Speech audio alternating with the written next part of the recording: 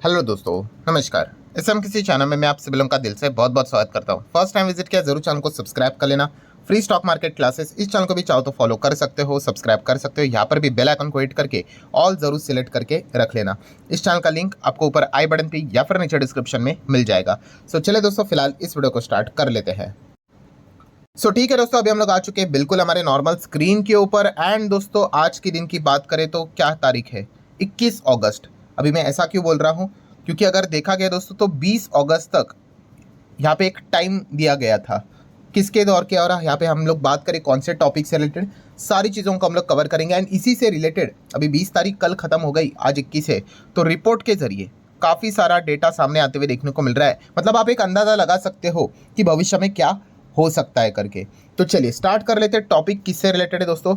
तो सेबी, आप सभी लोगों को बताइए, हमारे शेयर बाजार का इसको वॉचडॉग बोला जाता है, रेगुलेटर बोला जाता है। काफ़ी सारे नियम कानून कायदे लेकर आते रहते हैं और उसको हर किसी को यहाँ पे फॉलो करना ही पड़ता है। सेबी की अगर हम लोग बात करें तो बीच में उन्होंने एक रिपोर्ट भी निकाली थी फ्यूचर एंड ऑप्शन से रिलेटेड।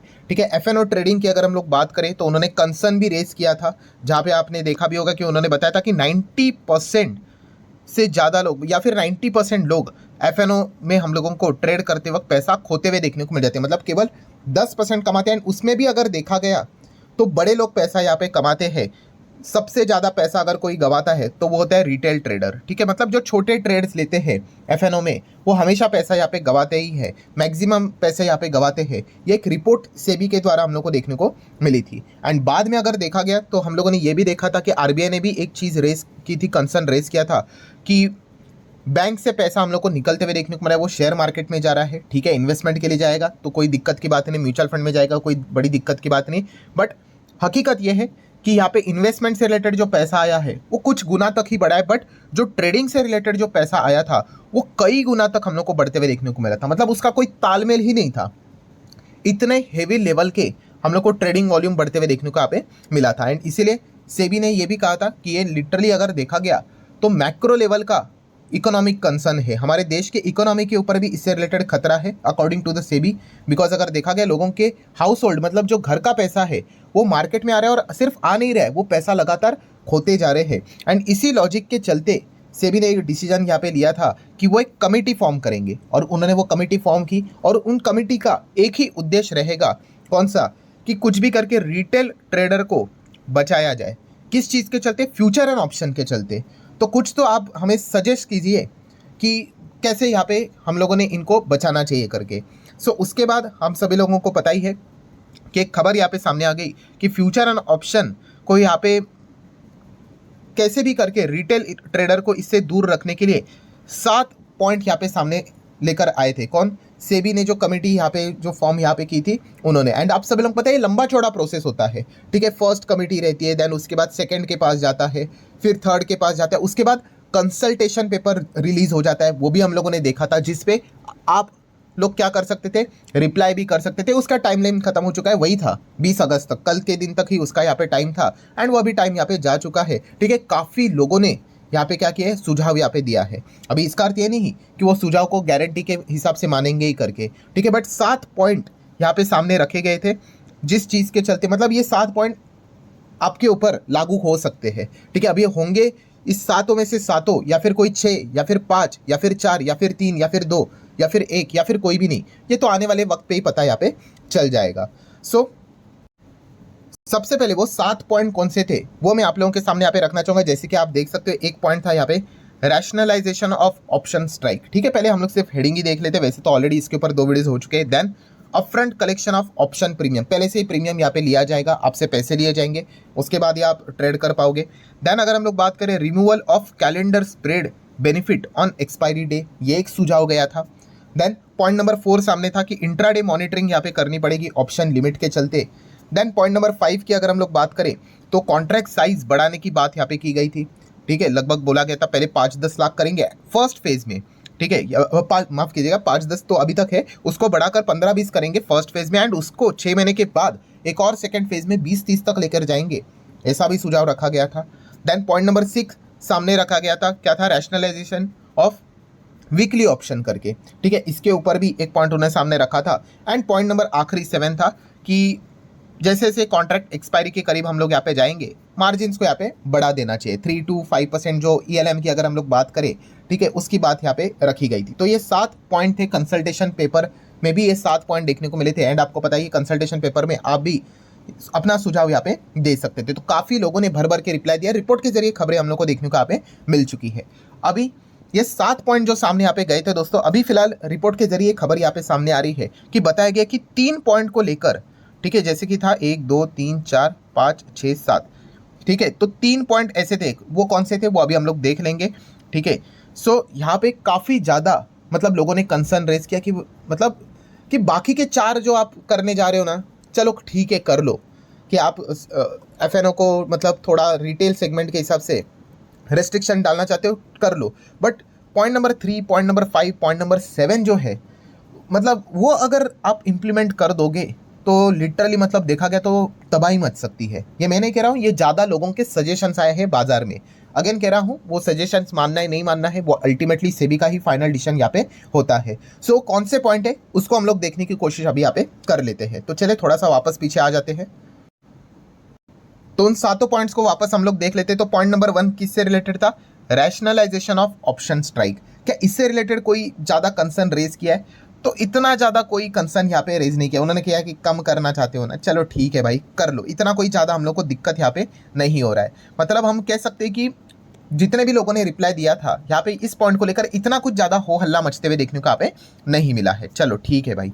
देन अगर हम लोग यहाँ पे बात करें पॉइंट नंबर 2, वो था upfront collection of option premium. वैसे तो देखा गया तो बहुत सारे ब्रोकर्स तो वैसे तो अपफ्रंट ले ही लेते हैं, बट फिर भी देखा गया तो इससे रिलेटेड भी इतना कोई ज़्यादा विरोध नहीं हुआ। उन्होंने कहा कि चलो अपफ्रंट कलेक्शन ऑफ प्रीमियम, आप ऑप्शन प्रीमियम करना चाहते हो ना, चलो ठीक है भाई, ये भी चाहो तो यहाँ पे कर सकते हो। देन दोस्तों आ जाते हैं ये वाला पॉइंट, इसको मार्क कर लेना। इसको लेकर काफ़ी लोगों ने हो हल्ला यहाँ पे मचाया है, ठीक है। Removal of calendar spread benefit on expiry day, ठीक है। सो यहाँ पे अगर हम कह सकते हैं दोस्तों, काफ़ी लोगों ने मतलब कंसल्टेशन पेपर का रिप्लाई देते वक्त यहाँ पे बोला है कि ये अगर चीज़ें अगर हो गई इम्प्लीमेंट, अगर हो गई लागू हो गई, तो फिर डेफिनेटली काफ़ी ज़्यादा दिक्कतें यहाँ पे हो सकती है। सो अब हम कह सकते हैं जो कैलेंडर स्प्रेड का जो बेनिफिट यहाँ पे होता है, ठीक है, ऑन एक्सपायरी डे से रिलेटेड, तो यूजुअली लोग क्या करते हैं, जो नेक्स्ट यहाँ पे जो कॉन्ट्रैक्ट होता है, ठीक है, उससे रिलेटेड वो चीज़ों को यहाँ पे मतलब उसमें पोजीशंस को मतलब वो बना कर रख लेते हैं, ठीक है। तो उनको कम लागत में ही वो सारी चीज़ें यहाँ पे हो जाती है। बट फिलहाल वो बोल रहे हैं यहाँ पे कि उसको वो हटाएंगे, जो बेनिफिट यहाँ पे मिल रहा था कैलेंडर स्प्रेड का। तो इससे होगा क्या अल्टीमेटली, काफ़ी हैवी मार्जिन्स आपको लगेंगे, काफ़ी हैवी मतलब काफ़ी हैवी। एंड अगर मैं एकदम इन शॉर्ट बोल दूँ तो एक रिटेल ट्रेडर के लिए, एक छोटे ट्रेडर के लिए ऑप्शन राइटिंग करना, ऑप्शन को बेचकर पैसा कमाना नेक्स्ट टू इम्पॉसिबल हो जाएगा, ठीक है। अगर ये कैलेंडर स्प्रेड बेनिफिट अगर उन्होंने एक्सपायरी डे पे हटा दिया तो, एंड इसी को लेकर काफ़ी लोगों ने सुझाव दिया कि ऐसा मत कीजिए, काफ़ी ज़्यादा दिक्कतें यहाँ पे हो सकती है, हेवी मार्जिन्स की फिर यहाँ पे रिक्वायरमेंट पड़ेगी उनको, ठीक है। और इतना पैसा तो रिटेलर्स के पास होने के चांसेस काफ़ी ज़्यादा यहाँ पे कम रहेंगे। तो इन शॉर्ट आपको क्या समझ में आया, इस पॉइंट को लेकर काफ़ी हल्ला मचा है। एंड इन शॉर्ट ये पॉइंट को लिख लेना कि अगर ये एप्लीकेबल हो जाते तो एक रिटेल ट्रेडर के लिए ऑप्शन बेचना एंड उससे पैसे कमाना काफ़ी ज़्यादा मतलब आप कह सकते हो मुश्किल भरा काम होगा। एंड FNO की अगर मैं बात करूँ तो ऑप्शन राइटिंग में ही अगर देखा गया तो सक्सेस परसेंटेज काफ़ी ज़्यादा होता है, ठीक है। हाँ, बेनिफिट भी कम होता है, बट स्टिल जीतने के भी चांसेस, प्रोबेबिलिटी भी काफ़ी ज़्यादा होती है। तो वहाँ से रिटेल इन्वेस्टर ने बोला चाहे ट्रेडर हटते हुए देखने को यहाँ पे मिल सकते हैं। सो ये एक मुद्दा हम लोगों को सबसे ज़्यादा इसका विरोध होते हुए देखने को मिला है। आ जाते हैं नेक्स्ट पॉइंट के ऊपर। पॉइंट नंबर 4 कौन सा है कि इंट्राडे मॉनिटरिंग चलेगी भाई, पोजीशन लिमिट क्या चल रही करके। सो इससे रिलेटेड भी उन्होंने बोल दिया, मतलब इतना कोई ज़्यादा दिक्कतें तो नहीं हुई, बस इतना ही यहाँ पे एक सजेशन जा चुका है कंसल्टेशन पेपर की अगर हम लोग बात करें तो उसका रिप्लाई करते वक्त, कि इससे रिलेटेड जो भी अलर्ट्स रहेंगे वो टाइमली यहाँ पे जनरेट यहाँ पे होने चाहिए, ऐसा नहीं कि डिले हो गया करके। एंड अगर यहाँ पे कोई टेक्निकली अगर इश्यूज विश्यूज अगर हो गए, ठीक है, इन चीज़ों को टेक्नोलॉजी के हिसाब से अडॉप्ट करने के लिए टाइम लग सकता है, तो इनिशियल स्टेज पे ज़्यादा कोई पेनल्टी ना लगाई जाए, ठीक है, वरना अगर देखा गया काफ़ी नुकसान यहाँ पे हो सकता है। बट स्टिल पॉइंट नंबर 4 को भी इतना ज़्यादा विरोध नहीं हुआ है। देन अगर हम लोग बात करें point number 5, yes important point, कौन सा कि मिनिमम कॉन्ट्रैक्ट साइज जो अभी 5-10 लाख चल रहा है उसको बढ़ाकर 15-20 कर दो पहले फेज़ में, एंड वहीं तक मत रुको, 20-30 तक भी लेकर जाएंगे सेकेंड फेज़ में। तो कहने का तरीका ये कि चलो आप बढ़ाना भी चाहते तो भी चलेगा, बट ऐसे एकदम से ही इसको अगर 3 गुना, 5 गुना, 6 गुना अगर आप कर दोगे तो फिर काफ़ी मुश्किल हो जाएगी।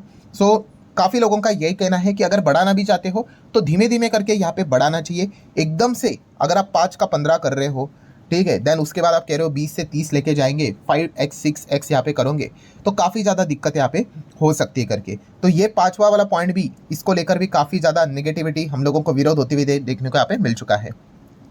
पॉइंट नंबर 6 की अगर हम लोग बात करें, वीकली ऑप्शन से रिलेटेड अगर हम लोग बात करें तो यहाँ पे भी बोल दिया चलो ठीक है भाई, आप यहाँ पे वो जो सिंगल बेंचमार्क इंडेक्स की अगर हम लोग यहाँ पे बात करें तो उसमें भी उन्होंने कहा कि चलो ये भी अगर आप करना चाहते हो ना, चलो ठीक है, कोई दिक्कत की बात नहीं। बट पॉइंट नंबर 7 को लेकर भी उन्होंने काफ़ी ज़्यादा यहाँ पे विरोध किया है कि हम कह सकते हैं कि जो कॉन्ट्रैक्ट के एक्सपायरी के करीब आप जितना यहाँ पे जाते हो तो मार्जिन को यहाँ पे बढ़ाया जाएगा, ठीक है। जैसे कि आपको यहाँ पे बताया था कि एक्सट्रीम लॉस मार्जिन जो रहता है ELM की बात करें 3% करेंगे, 5% करेंगे, तो उन्होंने बोला ऐसा मत करो भाई, ऐसा करेंगे तो वापस वही दिक्कत यहाँ पे हो जाएगी। इसके चलते जो लागत है, कॉस्ट है, वो बढ़ते हुए देखने को मिल जाएगी एंड काफ़ी अनसर्टेनिटी दिक्कतें हो जाएगी। एक बार कॉन्ट्रैक्ट लिया है भाई तो उसी हिसाब से आप उसको रखो, क्यों यहाँ पे बाद में ऐसा चेंज यहाँ पे कर रहे हो, ठीक है। एंड अगर किया ऐसा तो जैसे कि आप लोगों को मैंने बताया कि एक रिटेल ट्रेडर की लागत बढ़ेगी, कॉस्ट बढ़ेगी एंड इतना कॉस्ट शायद से वो बेयर कर पाएंगे, ठीक है। मतलब वो ऑटोमेटिकली एग्जिट भी यहाँ पे हो सकते हैं, ये एक पॉइंट देखने को मिल रहा है।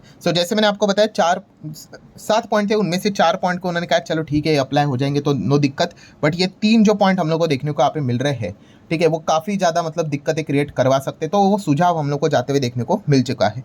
सो अभी व्हाट नेक्स्ट, अब आगे क्या होगा, आगे क्या होगा, अभी फाइनल डिसीजन का इंतजार करने का कि क्या यहाँ पे सेबी विचार करता है, ठीक है, और उससे रिलेटेड क्या कोई 7 में से कौन से पॉइंट को वो एक्सेप्ट कर लेते हैं। अभी 4 पॉइंट्स को तो उन्होंने बोल दिया कि चलो ठीक है करके, तो वो माइट भी एप्लीकेबल यहाँ पे हो भी जाए। And rest of the 3 points की बात करें, उसको लेकर कुछ सुझाव हम लोग को देखने को मिल चुके हैं। सो अभी सुनते हैं, नहीं सुनते, पार्शली सुनते हैं, फुल्ली सुनते हैं, वो एक देखने वाली बात होगी। तो जैसे फाइनल डिसीजन यहाँ पे सामने आएगा तो देखना पड़ेगा कि किस प्रकार का एक्चुअल में मतलब फाइनल आउटकम सामने यहाँ पे आता है करके। एंड इसका अगर हम लोग बात करें, बाजार के ऊपर इंपैक्ट पड़ेगा, स्टॉक्स के ऊपर इंपैक्ट पड़ेगा, जो ब्रोकिंग इंडस्ट्री है, ठीक है, वो तो इसी खबर के ऊपर पूरी तरीके से फोकस रखेगी, क्योंकि ये जो पैसा कमाते हैं वो ब्रोकिंग से ही सबसे ज़्यादा पैसा कमाते हैं, ठीक है। प्लस उसी के साथ साथ BSE के ऊपर फोकस रहेगा, क्योंकि एक ट्रेडिंग प्लेटफॉर्म फ्लोर प्रोवाइड करता है, तो उसके भी जो अर्निंग होती है वो इसी से रिलेटेड होती है। सो अगर FNO के वॉल्यूम्स अगर कम हो जाते हैं तो डेफिनेटली इन इंडस्ट्री को इस चीज़ का अच्छा खासा फटका पड़ सकता है। सो ठीक है दोस्तों, जितने भी पॉइंट्स थे वो मैंने आसान भाषा में आप लोगों के सामने रख दिए। ये सारी चीज़ें रिपोर्ट के जरिए थी, अभी फाइनल डिसीजन क्या आएगा उसके लिए हम लोग को इंतजार करना पड़ेगा। सो आशा करता हूँ वीडियो हेल्पफुल लगा होगा, चाहो तो लाइक एंड शेयर कर सकते हो। मिलते हैं अगले वीडियो में, तब तक के लिए बाय बाय।